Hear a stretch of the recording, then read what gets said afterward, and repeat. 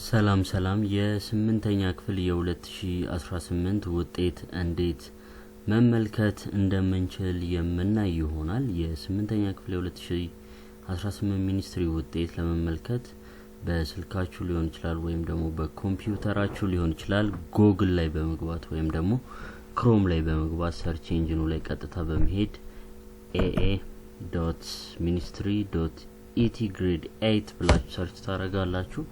ዘን እነዚህን ሰርች በመታረጉ ሰዓት እዚህ ጋር grade 8 ministry ብሎ ይመጣላችኋል። aa.ministry.et ብሎ ይመጣላችኋል። ዘን እዚህ ጋር check my result የሚላል check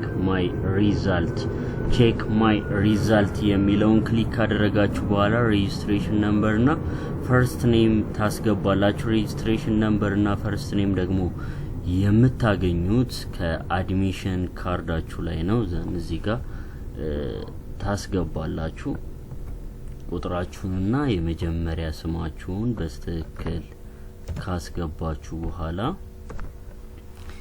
check my result የሚለውን ትከፍታላችሁ።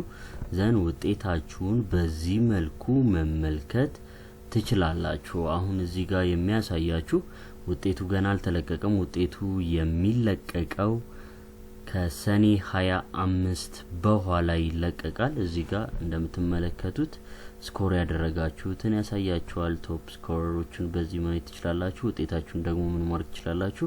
ዳውንሎድ ማድረግ ትችላላችሁ። ቅሬታ ካላችሁ ደግሞ እዚህ ጋር ኮምፕሊት የምትላለች እዛ ላይ ቅሬታችሁን ማቅረብ ትችላላችሁ።